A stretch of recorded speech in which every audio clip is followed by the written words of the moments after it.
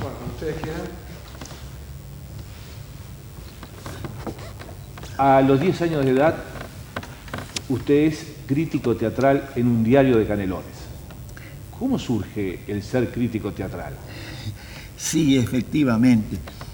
Yo colaboraba en ese periódico que no sé si lo hemos nombrado ya, que era La Reacción. Era el diario del sector católico, sector de la iglesia. Entonces apareció una compañía española que tenía figuras importantes.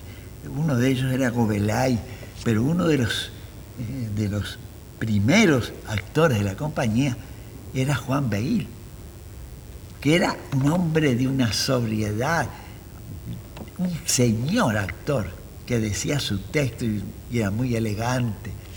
Entonces yo hice un gran elogio de este hombre. Entonces Gobelay y la gente de la compañía fueron a La Reacción a quejarse, a decirle que a uno de las personas que ellos contrataban, yo le hacía el crítico de este periódico le hacía un gran elogio, y nosotros que tenemos la responsabilidad y tenemos nuestro desarrollo, y somos los que arriesgamos económicamente, ni se nos menciona. Entonces dice, bueno, sí, mire, está bien. Si yo quisiera hablar con el crítico, entonces en el colegio de ahí, eso era más o menos las 11 de la mañana, y dice, bueno, vamos a llamar al crítico. Entonces van al colegio y me hacen venir, y yo vengo con mi delantal blanco, con mi moña azul, y aparezco ahí. El hombre me ve llegar y ni me da corte. Dice, bueno, mira aquí, dice, mira Atahualpa, aquí el señor Gobelay se está criticando de eso. Y yo digo, mire, yo no creo tener el monopolio de la verdad, pero yo considero que Beil es un actor de una gran sobriedad, que el dominio de la técnica actoral me parece que aventaja a los demás. Y dice, ¿pero usted quién es?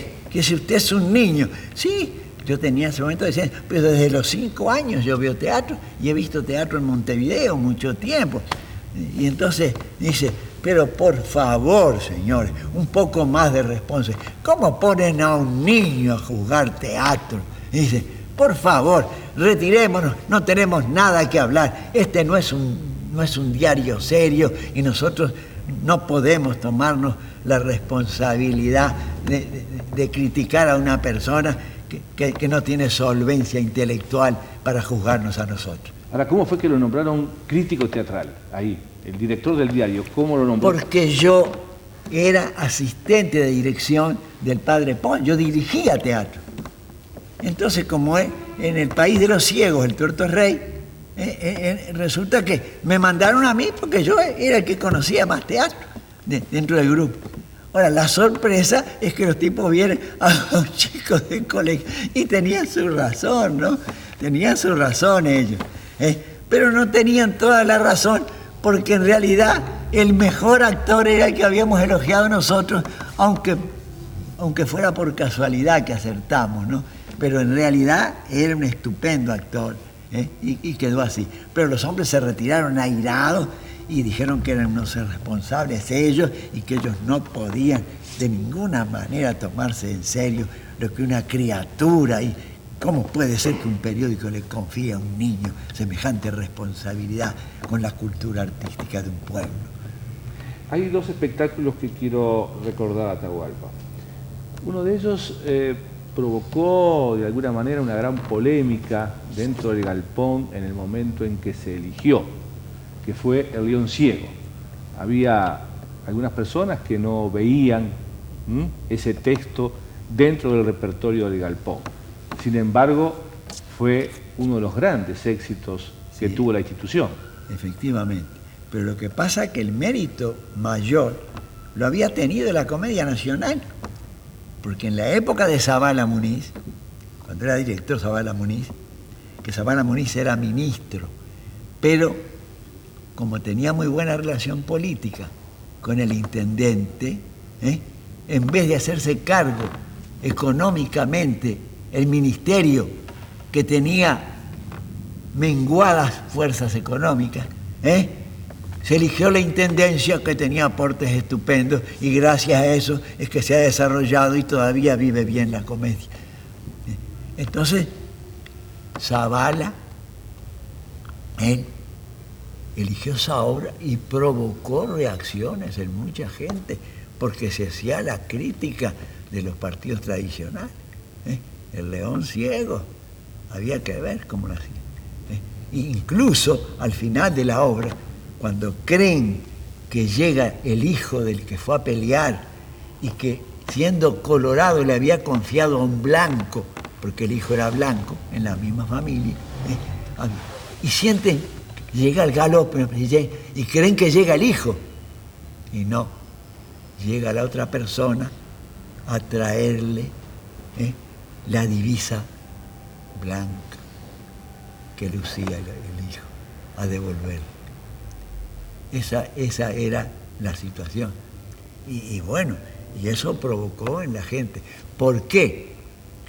Porque cuando el hijo dice que hay que matar a un carnero, déjenme que yo lo mato, quería matarlo el chico. Y además dice, no, basta de muerte, no, nada de eso. Dice, nada de muerte. Aquí hay que defender la vida, que se yo, había toda una alegoría a favor de la vida. Y entonces la abraza cuando dice, papito, dice, la divisa, qué linda la divisa. Y el chico la agarra y besa la divisa. Y el padre lo abraza y le dice, el león. Hijo de león había de ser. Entonces la mujer de él dice, basta de leones, que se acaben esa gente, que no se maten entre hermanos. Ese era un gran mérito que tenía. Nosotros le hicimos y la obra tuvo un gran éxito en aquel momento. Pero el gran mérito era en realidad del señor Zabala Muní. La otra obra que quería recordar también es otro clásico uruguayo, Barranca Abajo. Ah, sí. Barranca Abajo, bueno, una de las obras fundamentales de nuestra dramaturgia. Nosotros la habíamos hecho en el Galpón después de la versión memorable que hacía don Alberto Candó, que hacía realmente un personaje memorable, estupendo. Yo creo que solamente evocando a los Podestá se puede decir que había una equivalencia por su voz, por su resiedumbre, por la rotundez, por la convicción con que lo hacía, por la entrega. Bueno, entonces nosotros le confiamos ese papel a un actor nuestro muy interesante, que era el compañero Braidó. Pero a veces él era, los tempos de la obra, los alargaba demasiado. Y nosotros decíamos que redujera un poco los tiempos, porque el público tenía un tempo distinto al de ese. Y que muchas de las cosas que se señalaban, ya el público las conocía. De manera que, y sí, pero esa es mi forma de sentir. Yo lo siento así y el tiempo me pertenece a mí. Y yo digo, no, yo respeto mucho y tú eres un actor estupendo, pero tú no trabajas para ti, tú trabajas para un público. Y lo importante es ese público que está ahí. No nos tenemos que ganar entre nosotros, tenemos que ganar a aquellos que son los más y que de pronto tienen más necesidad de evolucionar. Y entonces fue así. Fue acortando el tiempo hasta que dio el tiempo necesario. Bueno, y entonces en un momento mi mayor satisfacción es que Alberto Candó era muy amigo mío y un día fue a ver la versión.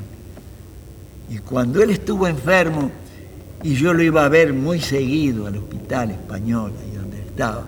Y primero pedía permiso a la señora porque él estaba en condiciones ya muy precarias de salud. Y cuando le decían que estaba yo, me hacía entrar porque recordaba cosas de teatro.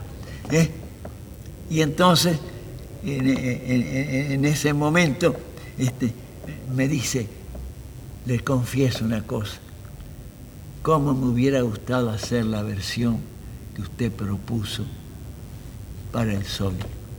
Dice, créame que yo me sentí envidia de ver hacerlo a otro compañero que lo hacía con mucha dignidad, dice, pero que yo lo hubiera sentido muchísimo.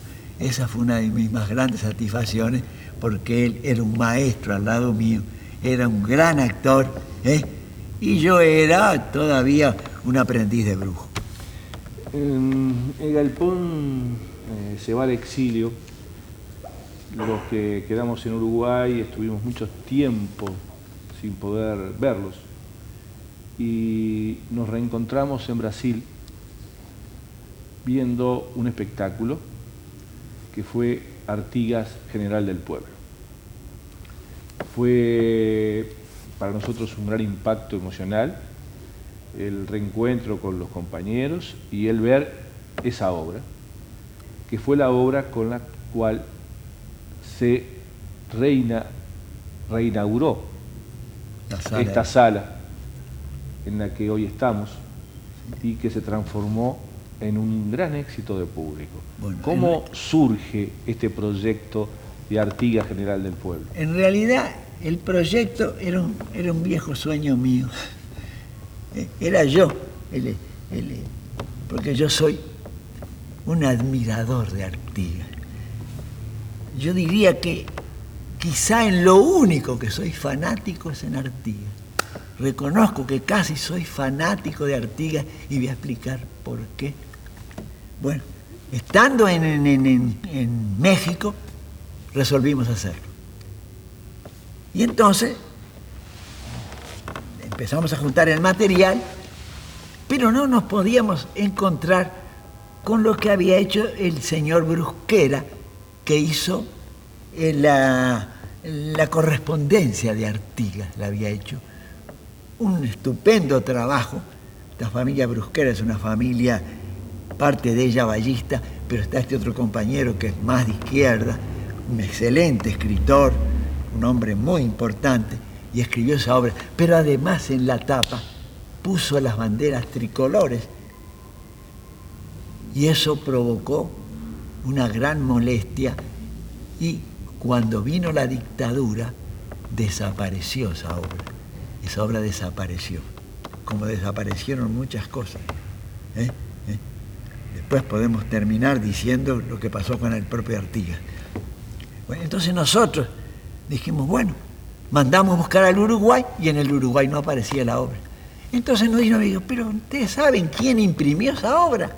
Fidel Castro. Dijimos, pero si lo imprimía Fidel Castro es como si es un amigo nuestro.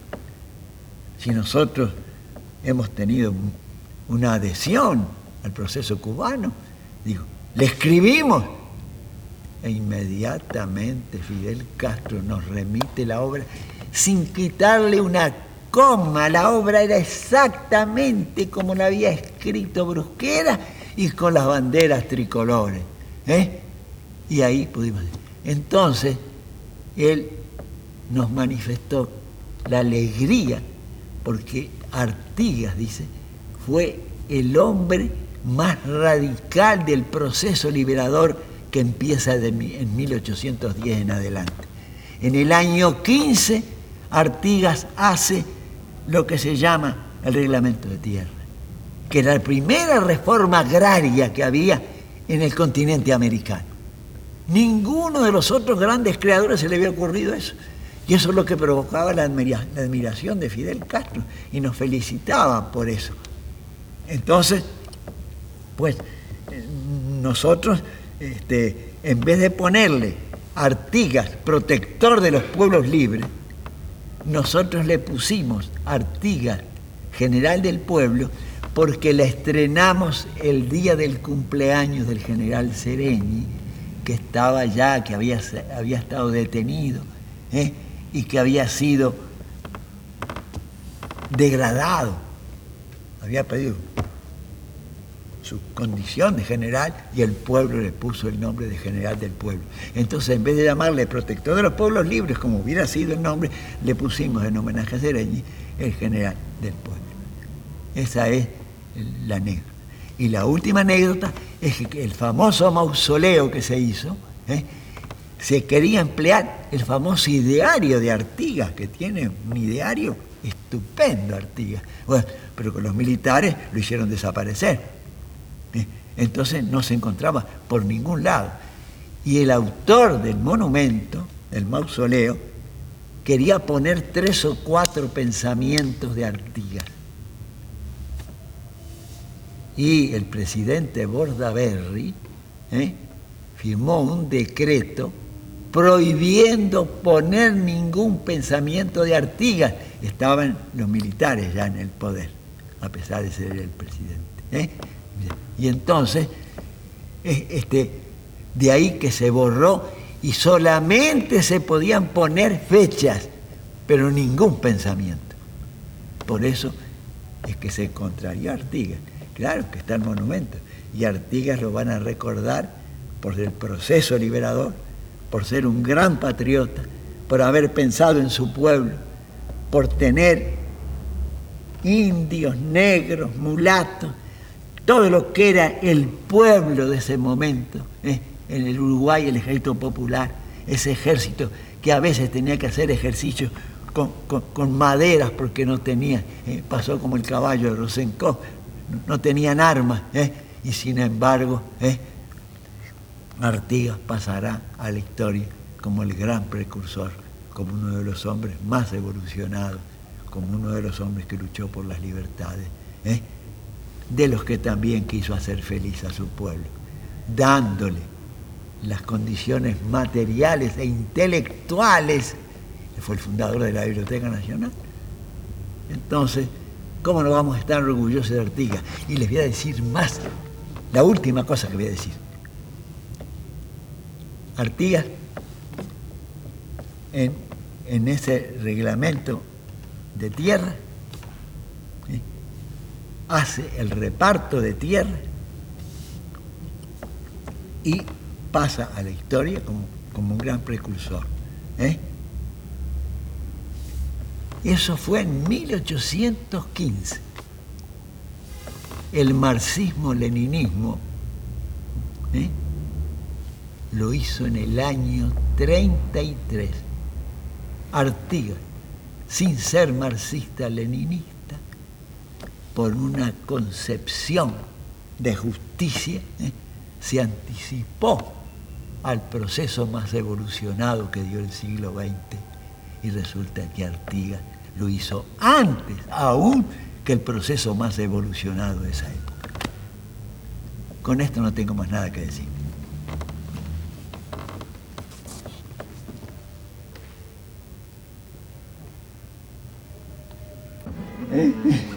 El libro dice eso.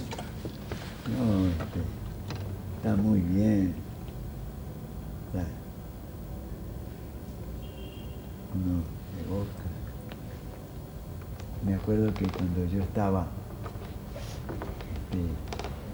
escribía los primeros versos allá en La Reacción. Sin sonreír de Arby, por favor. Sí. Tenía el seudónimo de Atahualpa, porque hacíamos unas lecturas de una especie de Plutarco mexicano que hacía vida paralela.